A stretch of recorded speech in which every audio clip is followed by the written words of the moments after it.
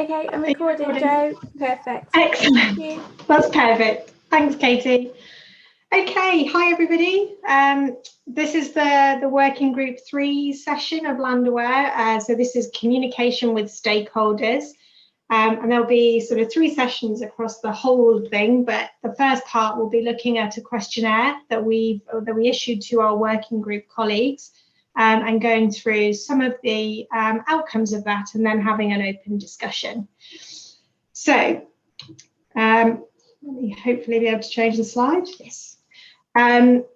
So the working group, communication with stakeholders, what are we aiming to do, and what are our objectives and our aims? So first off, for those that may not be aware, this working group is really focused on trying to promote the involvement and engagement of stakeholders. And we're really looking at approaches that help to consider the end user needs, provide relevant and useful information, and also ensure that the information that's provided is useful and is actionable based on what that user requirement is.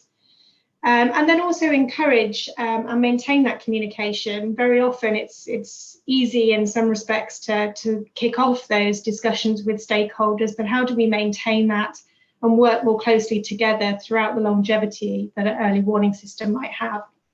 So our initial aims in this group are currently focused on gathering experiences and different techniques, and also trying to build a catalogue of different practices and learn from different people's experiences, because there are a vast range of stakeholders that are interested in landslide early warning systems.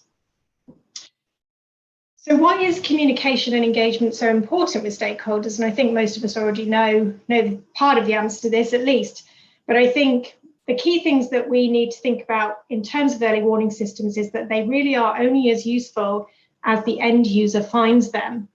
Ultimately, the information that we're sharing needs to be actionable. So from the user perspective, they need to be able to take action upon it. It also needs to be communicable, and that means that the format, the timing, the way that the information is conveyed all needs to be in a format that is easily understandable to the end user.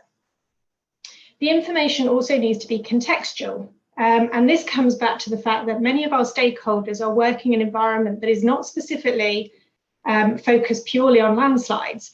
So if you're in the transport sector, there are lots of different hazards that might be affecting that sector, but there's also a whole context of other things going on, such as road maintenance, liaison with government organisations, funding, for example.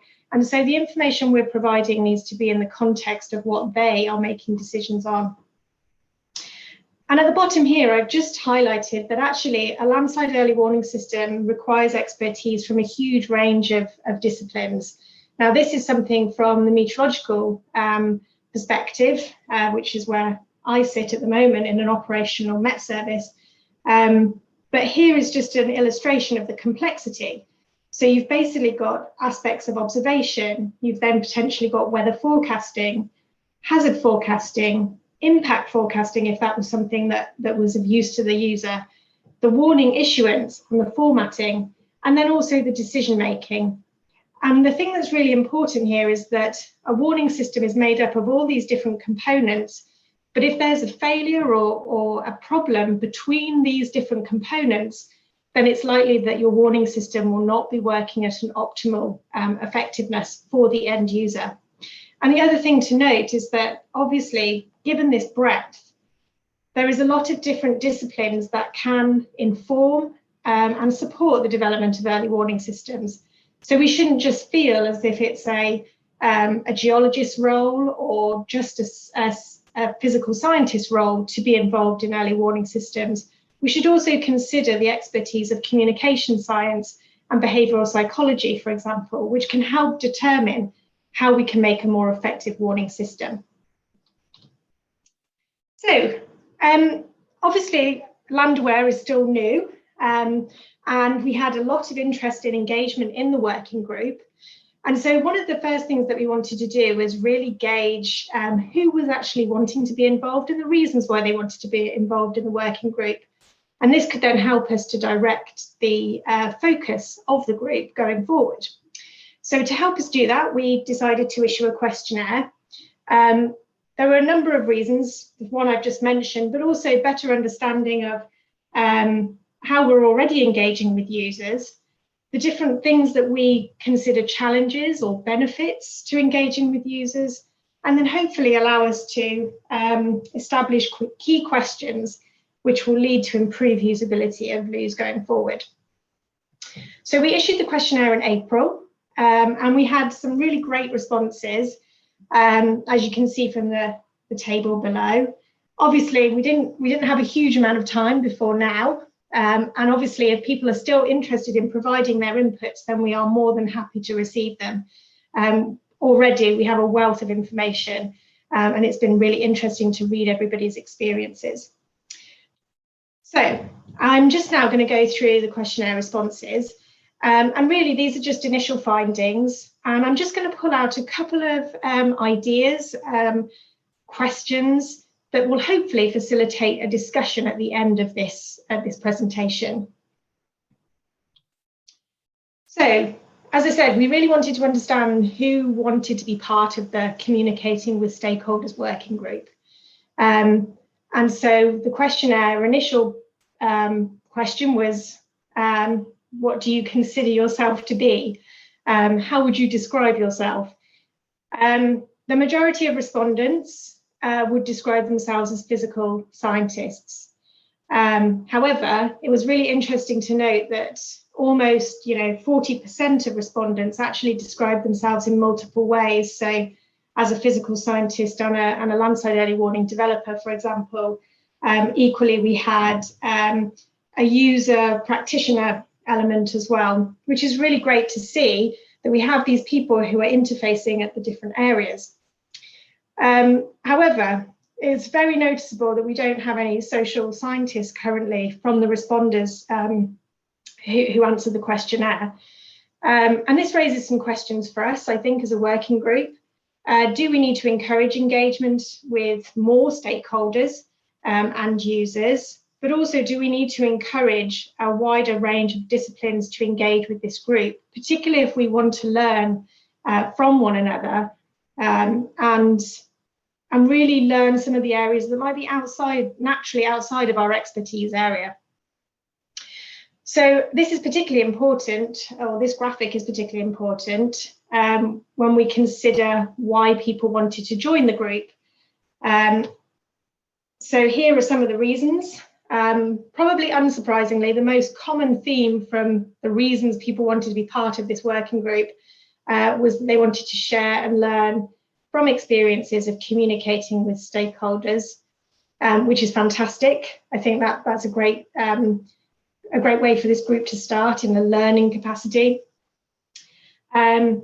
Key things that came out, building an understanding of the how to communicate scientific results, how to make those links and address the gaps that are between researchers and stakeholders. Even if they're just perceived, we need to be able to understand why those are there and how we overcome them. Things like learning appropriate language, and also this comes back to things like terminology. Are we using too complicated terms? And if so, how do we rectify that? But also to build networks, establish new contacts, and learn best practice around engaging with stakeholders, all things that we would hope to address through this group. So this was a great start. One of the key questions that I wanted to draw out right at the start for this presentation is, what do we see as the barriers? So one of the key questions in the questionnaire really addressed that question, and it really wanted to delve into what are the barriers for research user engagement? Now, of the respondents, as you can see from this word cloud, the really huge front and center issue appears to be around communication.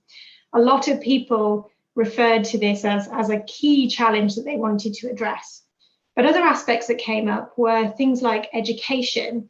So there was a perceived lack of education from the stakeholder side regarding what could be achieved with the modelling.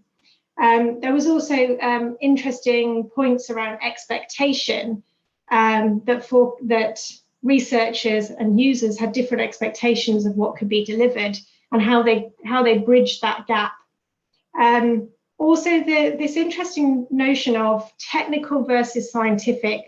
So the fact that we may think a lot more conceptually in the scientific framework, but actually when we transition into the more practical implementation, how does that transition happen and how can we do that effectively?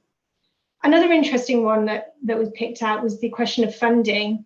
So the fact that in a lot of circumstances, work is currently being undertaken in projects which have a finite start and end date. So how do we maintain that sort of longevity of an early warning system post a project, for example? But also, how do we transition that into an operational system where you might need additional maintenance and resource to keep it running? So some really interesting questions that I think we can start to look at in a lot more detail. And actually going through some of the other questions in the questionnaire, some people were able to answer some of these questions quite nicely as well. So I really want to address some of the challenges first and foremost, because I think this introduces some really interesting questions for us to take forward as a working group.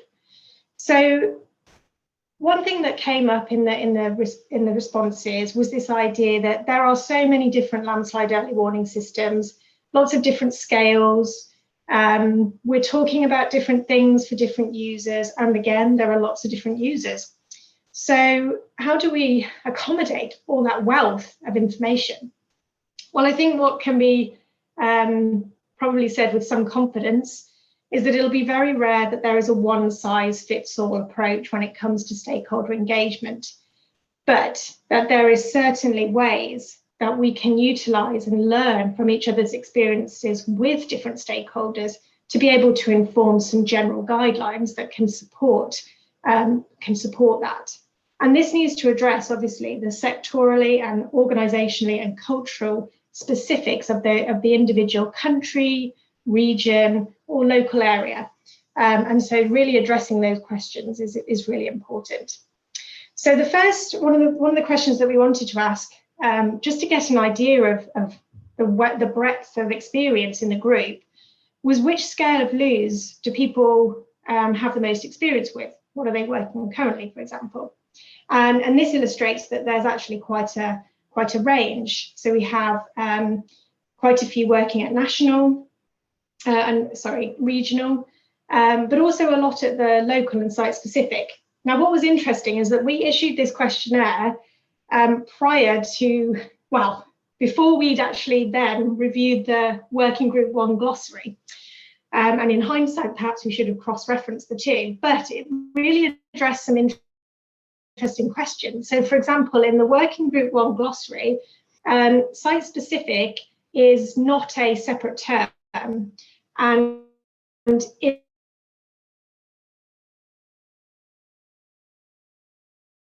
in that glossary, a local LUEs, a local landslide early warning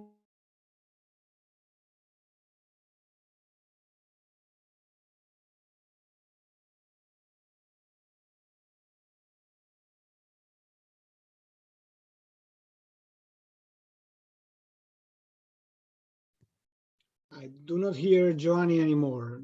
Is it only me? system addresses a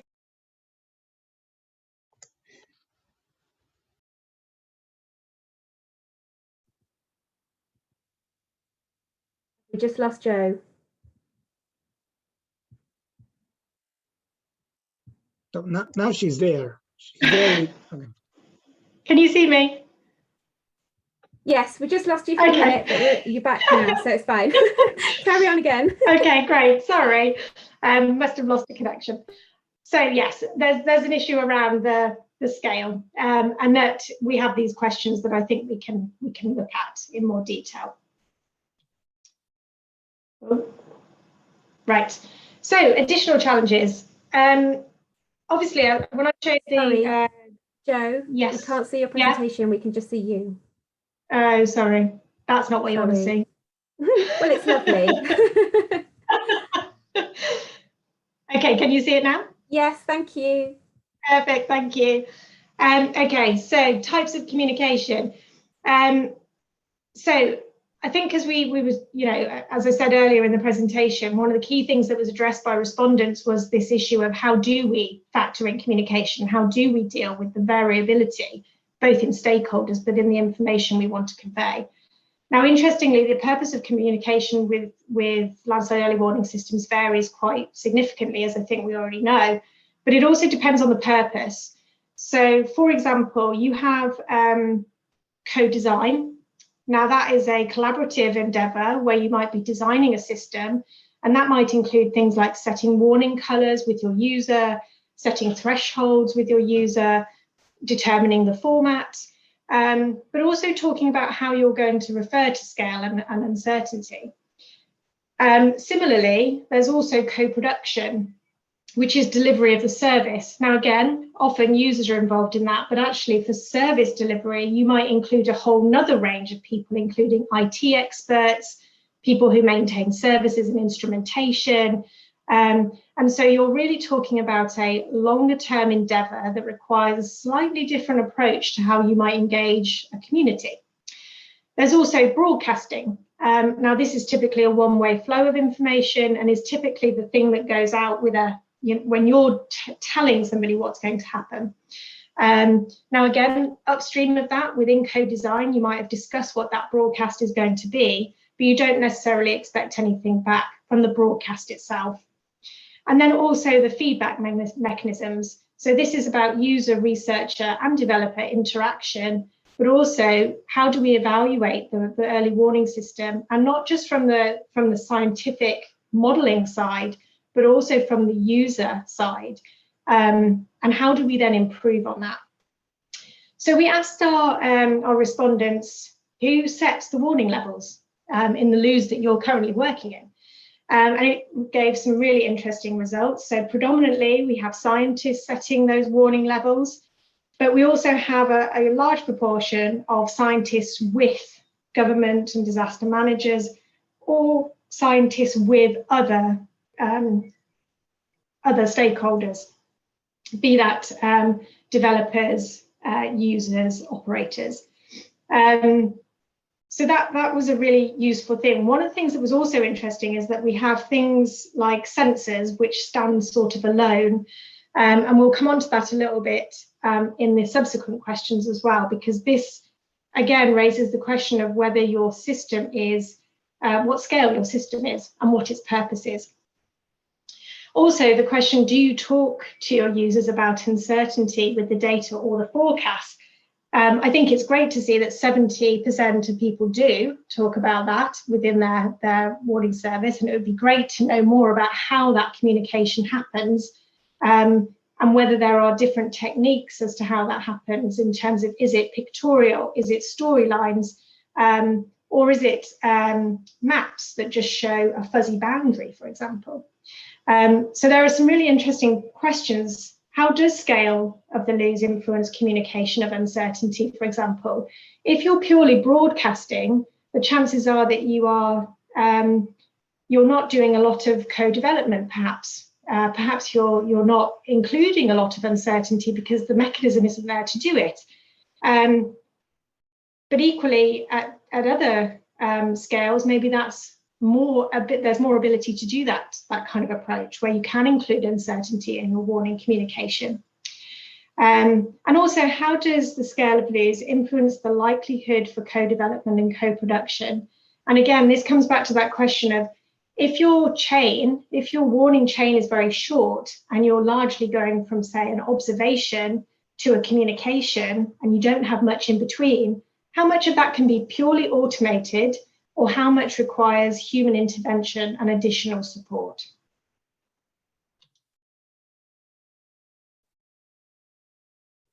Hopefully this will change, yes. So the other questions that we asked, how often do you share your warnings? And again, this is really interesting from the point of view that that a larger proportion issue on a daily, sub-daily timescale, which implies that there is a continual distribution of information, a continual stream of communication and update with your user or your downstream stakeholder. But also interesting to notice that there's quite a number of people who issue on demand. Now this can increase some of the challenges because how does that affect the communication and engagement if it's not all the time? How do you re-engage a downstream user after, say, a very dry period over a long time where they haven't been thinking about landslides at all, and then suddenly they need to be back in the mindset, oh, landslides might be an issue. So it's an interesting question about how this changes your engagement. We also wanted to look at the mode by which people issue and communicate information. So most respondents indicated that they use a combination of mechanisms to share information, but the vast majority are utilizing a combination of maps, text-based information, and then color codes for different warning categories. And similarly, there is a wide range of dissemination approaches as well, from text messages, phone calls, social media, and then direct transmission with your authorities. And again, this question comes back to which approaches are more effective depending on the scale of the lose that you're working on, but also do the users understand why they might be receiving a warning in a certain way, and how does that influence the way they might respond? And is that considered in the development process? So I think the other thing that was clear when we asked about barriers was the wide range of stakeholders. Now here I've just got two word clouds. We asked respondents who do they consider are the researchers, who do they consider are the users, and do they consider that there are other actors outside of these two groups that they need to engage with as part of LOOS?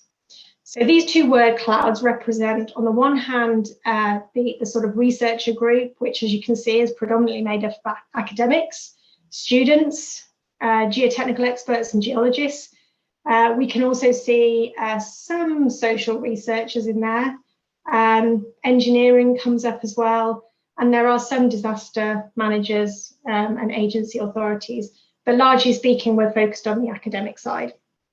When we look then at the users, there's a spread, as we might expect. So we've got civil protection, we've got emergency agencies and authorities, government, local municipalities, emergency managers, but also specific sectors who might need specific information.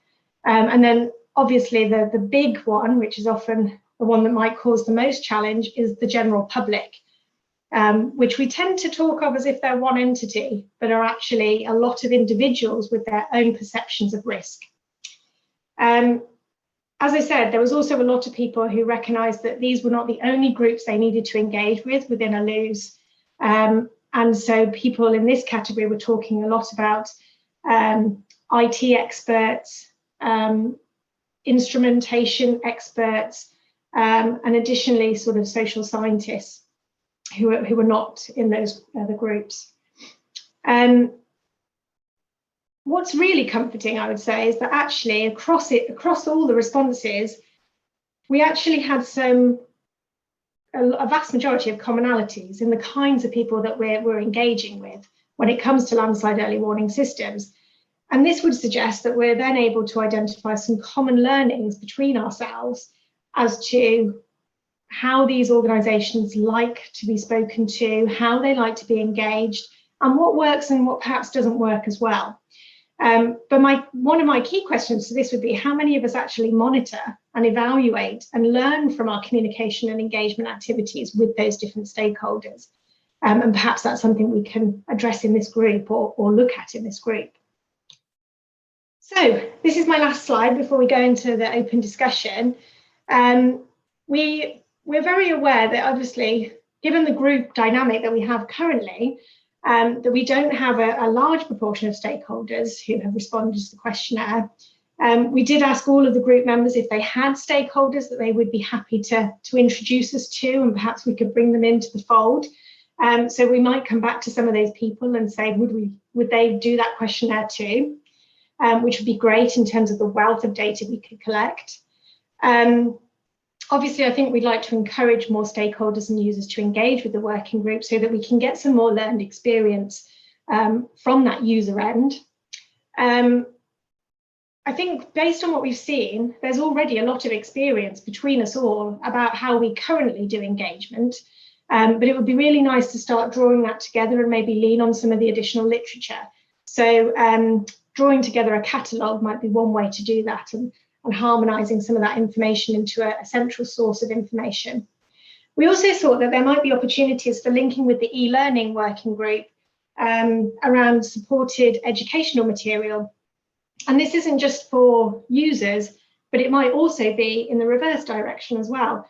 So we could mutually learn the challenges of both sides through some educational material, something to think about perhaps. And then the other thing was that we could link with the catalogue of Lou's working group, so working group 1. And one of the reasons for this is that terminology and language came up quite a bit in the discussions.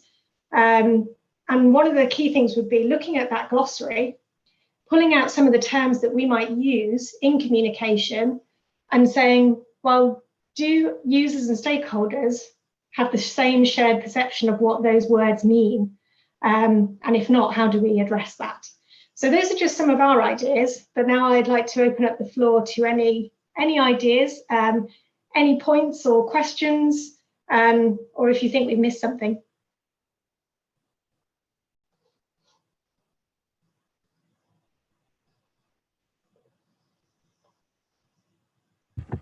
So we've got a question from Miriana first. Joe, if you're happy. Yep, that's fine. Hi, Joe. That was really interesting. Thank you.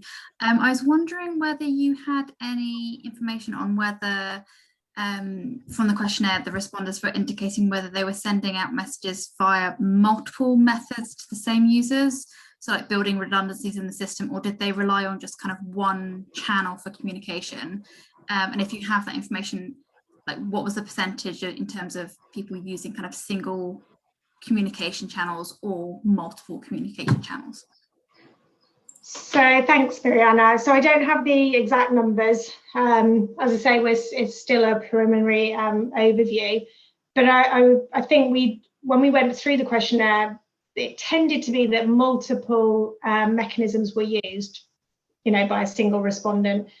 So there was some redundancy in there to capture that that issue that if one mechanism doesn't work or isn't available, that they could switch to another. I think in terms of percentages, I couldn't say, but we could definitely let you know after the fact. That would be really great, really interesting. Thanks, Joe. I can say, Mariana, that the majority of them were multiple channels. We had to figure the data a bit to single them out into sections in order for percentages of single communications. So yes, we can follow that up with you, definitely. Thank you. And we've got a question from Christian as well, Joanne. Yeah. Hello. Hi. Hi, Joe and Katie. First of all, thank you very much. Really, really good, really interesting. First of all, I think it would be interesting if you find some social scientists and ask them the same questions. What would they answer? This would be really interesting. And the other thing is, when I went through the questionnaire and hopefully gave you enough answers, I also found it sometimes quite difficult to give you the answer because I sometimes struggled if I'm coming more from a research project side, and or if I'm coming more from my consultancy experience. I thought there are differences, and so it was quite interesting also to think about myself how I really deal with this. So this was really good. Thanks for this. Thanks, Christian. Yeah, definitely. We'd like to do the comparison. I think that would be really interesting to see whether, the downstream stakeholders experience sort of the similar challenges and whether they reflect on them the same way.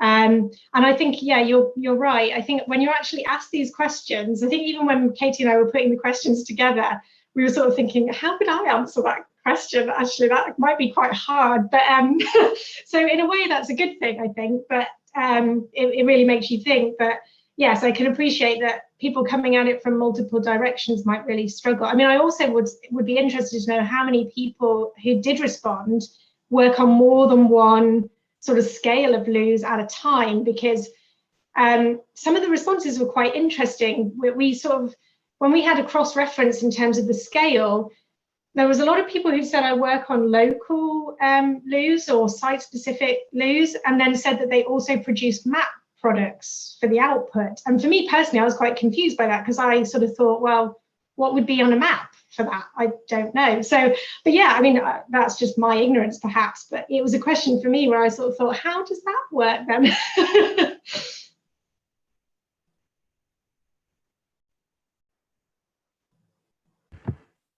So we haven't got any specific questions yet in the chat, Joe. So if there is anyone that wants to ask a question and put the hand up, or wants to post it in a chat, that's fine.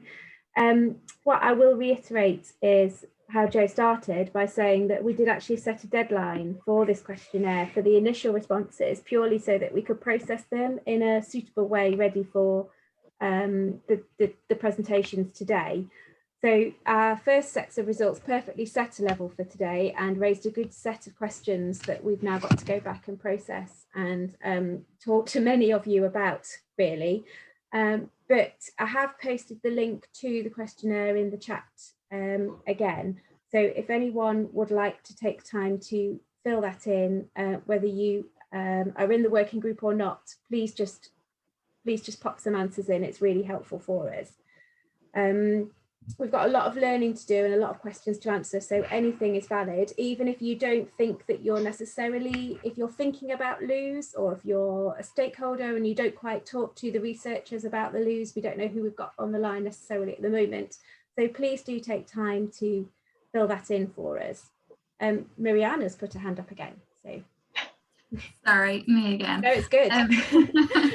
I was just wondering, I can't recall whether there was any questions in the questionnaire around kind of feedback mechanisms, and whether that wasn't in the questionnaire, whether you could potentially kind of slightly edit it and include it in maybe either another round or like the future questionnaire. It'd be really interesting to see whether people do it, how they do it, how frequently they have feedback mechanisms, whether it's formal or informal. That'd be really interesting. Yeah, so we did include a question that said, I think it did address sort of a top level feedback. Do you receive feedback? But it wasn't specific as to what feedback. So I think it was very general. So we could tweak that for definite, and maybe get some more details on that for sure. Yeah. By the way, put their camera on, that would be great, because then we're not talking to the void and we can have a discussion face to face. Yes. Of course, if you're too shy, that's fine. Yeah, you don't know how many are on the line, do you? Yeah, there were definitely questions about how often you feedback and whether it's formal or not. So yeah, we can definitely either tweak the survey or almost release another one in another 6 months if that's what people want. The thing about today is to discuss and find out what we need to know. And even if we come up with loads of questions that we then need to address with the specific stakeholders, as you know, Mariana, yourself, because you're very expert in all of this anyway, and presenting tomorrow, which I will do a thing for at the end. But yeah, we do need to kind of gather everybody, because a lot of people say we need to do it, we need to do it. And what we're trying to gauge is how we need to do it and what exactly we need to do, rather than just communicate better with our stakeholders. So trying to pin a few issues down. So we've got a question from Corey as well. Yeah, I guess question, comment. You know, we had a discussion on operational loos earlier today in my morning, and then in my afternoon, your late evening, we have a second round that Christian and I are coordinating. And, you know, one of the things with you know, is quite important is kind of this co-design with the end user. It's not operational if the person that needs to take the action can't use the information. And then that needs to be translated back to how we collect data. But even with that, you know, repeat engagement and ongoing engagement is so critical.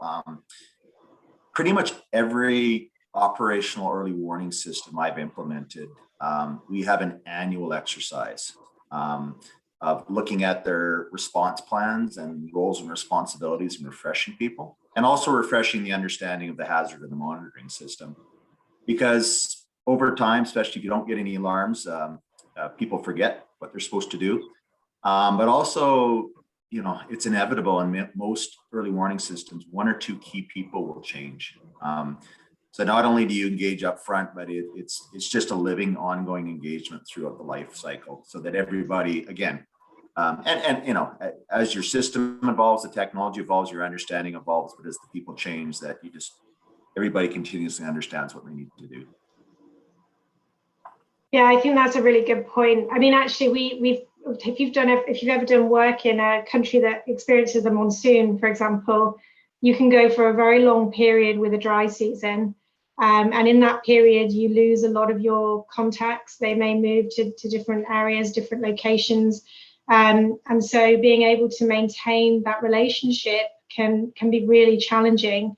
And actually, one of the things we've struggled with the most within a project confinement is having sufficient resource and funding to ensure that that continues throughout the life of the project and beyond. And I think it's definitely a challenge. Obviously, when you move into the operational space, you assume that there will be some sort of continual, you know, legacy process. But again, I'm not sure whether that's easily achieved at the moment where we are. So it's definitely something that we need to address, I think. You know, and partially that, you know, when we talked in our session earlier on operational about guidelines, you know, that's something that frankly, and we're having to deliberately build in annual plans with clients. You know, and again, I work government, and we did that operationally within government, but now on projects, it's you put that in an annual plan and an annual budget that we will walk through a mock exercise and refine on an annual basis. Otherwise, it becomes stale fairly quickly. It becomes stale. It doesn't become usable. Christian, you had your hand up as well, I think. Yeah, just a question. Stakeholders, did I understand correctly? We are now many stakeholders involved in this questionnaire at this stage. Okay, this would be maybe also interesting to see. For example, there was this question: how often they want, or we are sending out an information to them. Do they really want to have every day this? Probably some want to have it every day, depending what they're doing. Probably others would say, no, I'm not looking at it. Just inform me when something happens. So this would be quite interesting if also then stakeholders could be, and maybe there are some stakeholders here in this group. It would be fantastic to hear this. Yeah. Yeah, I mean, we had a couple of stakeholders who did respond. I don't know, are there any stakeholders on the call right now? Not that I want to single you out or anything, but if you're there, it'd be great to get some perspectives from the stakeholder side. No, silence. I think we have said, haven't we, that quite a lot of people responded that yes, they did have stakeholders that they could contact, but rather than in the questionnaire asking for those contacts as at stage one, we didn't want to scare people off. So we said we would return a message at some point and ask for those contacts rather than, please, can you just give it to them and we'll contact them without any introduction. So we do have plans to link better with stakeholders. I mean, I know even from our contribution, and you know this as well, Christian, that as kind of the researchers, we send out information and communication every single day. But then that goes through another person and another party and only gets communicated when there is a level of elevated assessment. So when we answer the question as our own from our own point of view, we're still kind of almost that, like Joe said, how would we answer that question? I was thinking about this the other day because we are daily from our point of view, but from a stakeholder point of view, they would answer it's kind of more of a on demand at an elevated level. So there's definitely still a wider research levels to do with even what the researchers themselves are communicating. So for us, it's a matter of course that we get into the habit of doing it every day. So we just say it's not elevated, it's not elevated, it's not elevated, and then, oh, it's elevated today. So learning experiences from the way different people do it, because our feeling is if you don't get into the habit of doing it every day, would you miss something? Or the people that are then coordinating the hazards communication for us, they actually sometimes register that they haven't had anything from us and communicate with us if we're running late or if they've missed something, you know. So it's building up that rapport as well. That's kind of interested how other parties and other organisations do it. So yes. So is there any other comments? Jo, have you got anything that you... No, I think, as you said, I think one of the key things would be us trying to also link up with those other working groups. I'd be really keen to not only send out the questionnaire and have that more broader response from our stakeholder and user communities, but I think also starting to have those conversations with them about where we could make improvements. So the questions we've just raised about timing, you know, what kind of information is actually useful, when to receive it, how this fits in with their operating procedures. All these things are so critical to ensure that it's effective.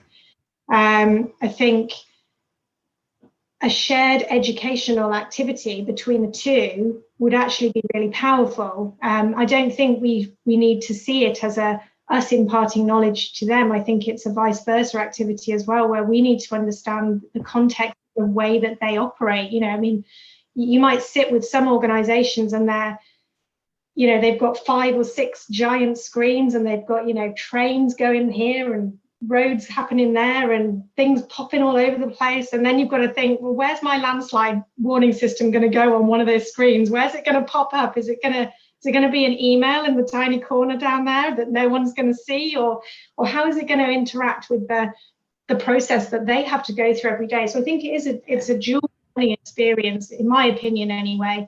And I think developing some educational understanding from both sides would be really powerful. So for me, that would be a really lovely thing to come out of this if we could achieve it. I don't know if others have points that they think, you know, gaps that we could address.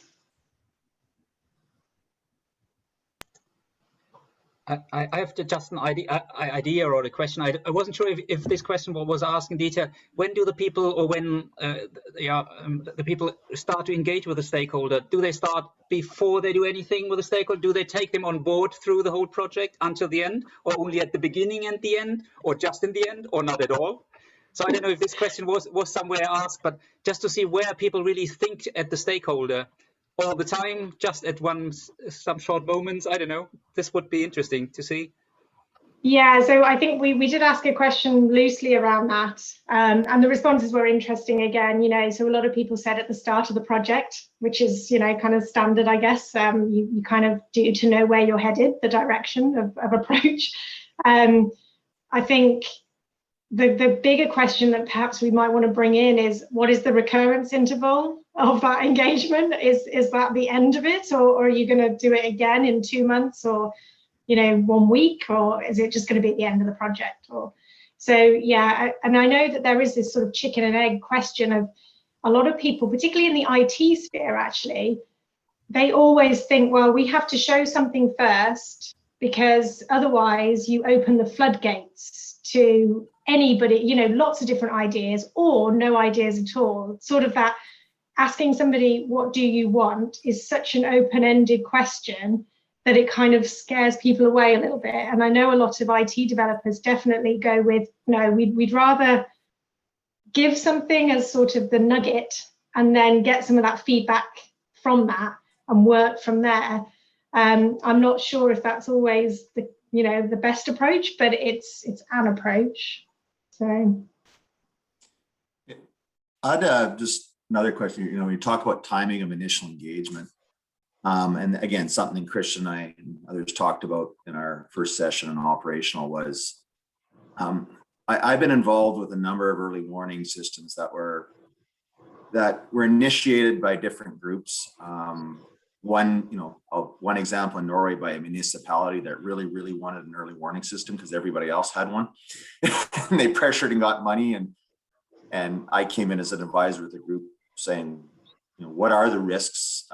What are your options to manage them? And do you need this? And I think the answer was probably no. I've also had warning systems that I've been involved as a government and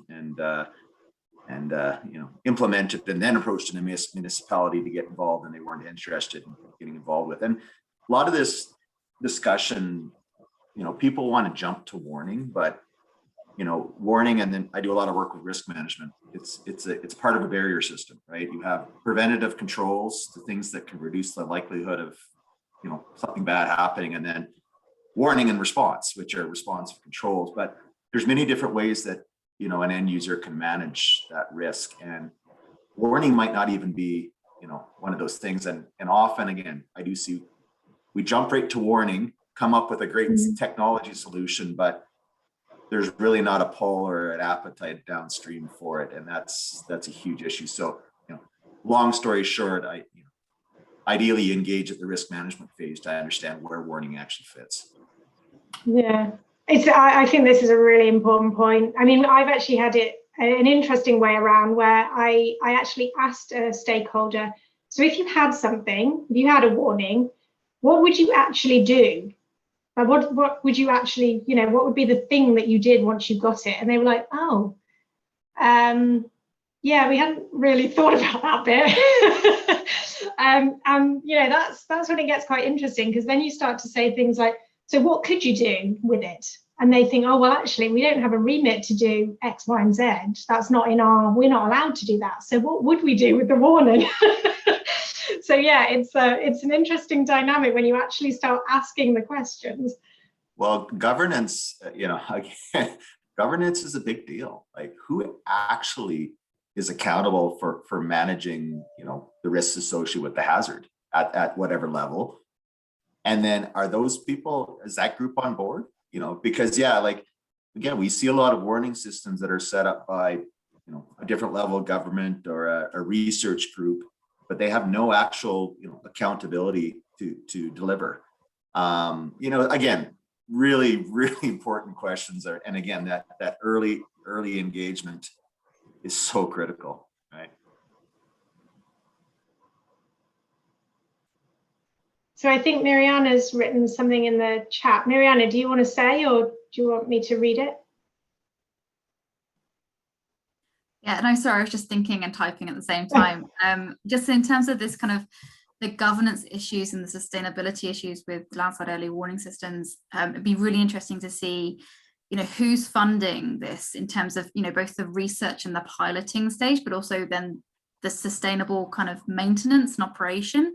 Are those linked up at all? And how many kind of get to the end of, you know, 5-year project funding, and then there's no one to either mandated or you know, with that responsibility to take it on beyond, or even if they're willing, do they have the funding? Is that built in at the beginning? Is that something that we asked to begin with, whether it's even worth doing the research if it's not going to go anywhere? So yeah, I wonder if that's in the existing questionnaire, or if anyone has anything on that. Yeah, question for us all, maybe. Yeah, I don't think we put it in the questionnaire, did we, Katie? No, I don't think so. So yeah, definitely something for us to consider, I think, and capture in another way, or through an update to the questionnaire, Katie. Just keep doing questionnaires for the next 6 months, it'll be fine. Just get a list of questions that gets longer and longer and longer. But that is a key issue, Mariana, and even with development, as we know, funding to then do what you want to finish it, or to progress it, or trial it in different areas is a big issue. So that is quite an interesting point, actually. Christian, you've got your hand up as well. Yeah, just quite quickly, maybe it fits to Mariana's question, because one of the answers was that scientists produce the warning, if I have seen this correctly in your questionnaire. So if scientists are the ones, Corey asked about accountability, are they accountable? They produce the warning? Probably not. And as Mariana asked, are the scientists then, when the project ends, because I presume the scientists work in the project, probably, as Mariana asked, if the project ends, are they then also continuing this work? Is it then really operational? So yeah, just some things from the question. It looks for me, when scientists are producing the warning, is it really then continuing the work? I don't know. Here's another slant on that, Christian. So accountability, but liability as well. This is something I talk a lot about internally with colleagues. If you set up a system and broadcast it that it will provide warning, and you miss something, are you now liable because you had a warning system? You're considered an expert. And so it, again, like I know research is important, but that is something that everybody that actually broadcasts that they've designed and implemented their warning system needs to understand. Yeah.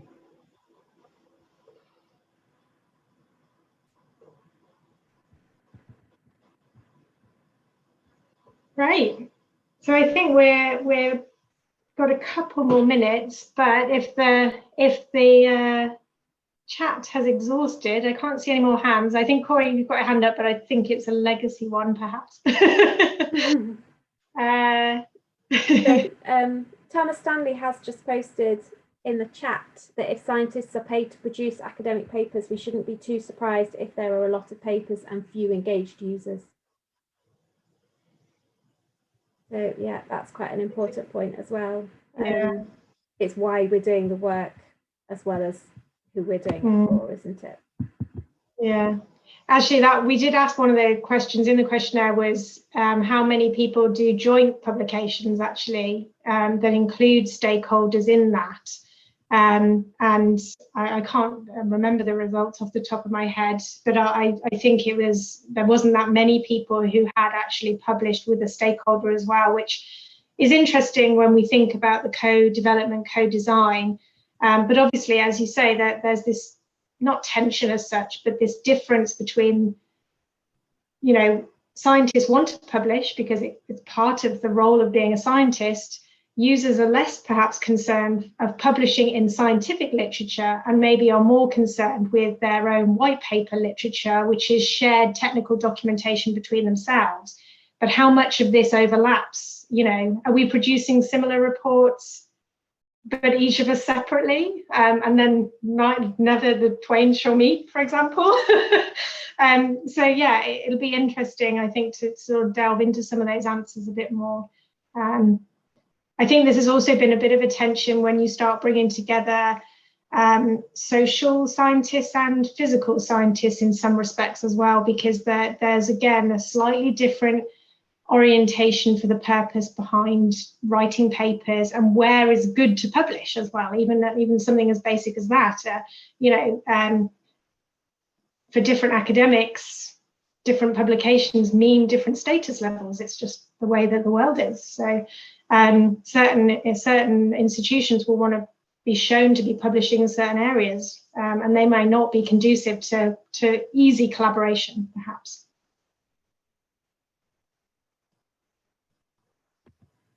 And that, I think, is a perfect point to draw this session to a close. If you're happy, Jo.